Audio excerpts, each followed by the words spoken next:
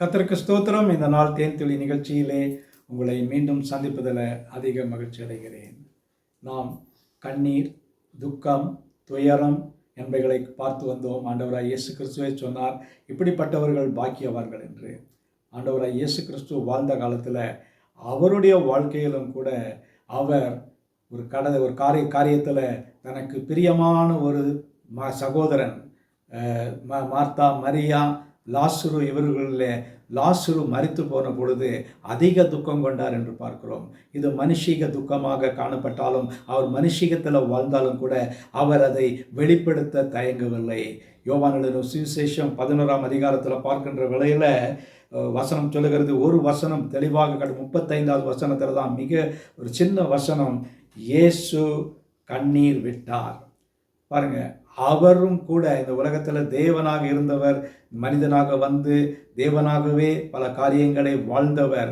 அவருக்கும் இருந்ததான ஒரு காரியத்தில் அவர் தான் சந்தித்ததான சில ஒரு காரியங்களில் பார்க்கின்ற பொழுது கடந்து செல்கின்ற வேளையில் அவர் துக்கம் அடைந்தவராய் காணப்படுகிறார். மனுஷனாகவே அவர் வெளிப்படுத்தக்கூடிய ஒரு மகனாக இருந்தார்.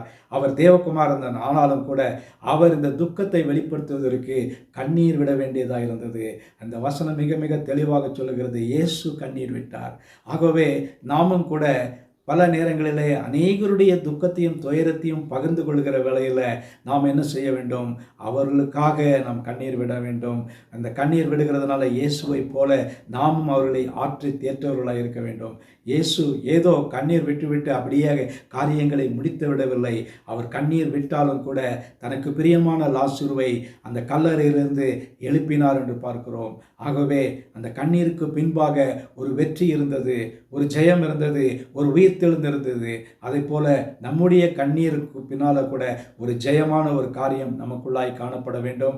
எந்த நேரத்திலும் எதற்காகவும் நம் கண்ணீர் சிந்தினாலும் அதற்கு நிச்சயமான ஒரு பலன் உண்டு. ஆகவே இயற்கையாக நாம் மனிதர்களோடு கூட கலந்து கொள்கிற வேளையில், நாம் மனம் கலங்கி இருக்கிற வேளையில், துயரத்தையும் துக்கத்தையும் பகிர்ந்து கொள்கிற வேளையில் கண்ணீர் விட்டால் அதில் தவறே இல்லை. ஆகவே இயேசு கண்ணீர் விட்டார். நாமும் கூட சில நேரங்களிலே கண்ணீர் விட்டு நம்முடைய துயரத்தை வெளிப்படுத்துவோம். நல்ல ஆண்டவரே, நன்றியோடு துதிக்கிறேன், ஸ்தோத்தரிக்கிறேன். இந்த வேளையில் நீர் ஒரு நல்ல முன்மாதிரியாக இந்த உலகத்தில் வாழ்ந்து துக்கத்தையும் ஆண்டவரே துயரத்தையும் பகிர்ந்து கொண்டு ஆண்டவரே நாங்கள் பாக்கியவான்கள் என்பதை நீர் உறுதிப்படுத்தி காட்டினீரே, அதற்கு ஸ்தோத்திரம். அந்த நாளிலே ஆண்டவரே மார்த்தாள் மரியாளுக்கு ஒரு பாக்கியமான நிலையை நீர் வெளிக்கொண்டு வந்து காட்டினீரே, அதற்காக ஸ்தோத்திரம். அவர்களோடு கூட இணைந்து ஆண்டவரே அந்த குடும்பத்தில் ஆண்டவரே அவருடைய துக்கத்தை பகிர்ந்து கொண்டு அதற்கு விளைவாக நீரும் கண்ணீர் விட்டீரே, அதற்காக ஸ்தோத்திரம். ஆசீர்வதிங்க, காத்துக்கொள்ளுங்க, வழி நடத்துருங்க. மீட்பர் இயேசுவின் நாமத்தில் ஜெபிக்கிறேன் நல்ல பிதாவே, ஆமேன், ஆமேன். கர்த்தர் உங்களை ஆசீர்வதிப்பாராக. இந்த நாள் உங்களுக்கு ஒரு ஆசீர்வாதமான ஒரு நாளாக அமையட்டும்.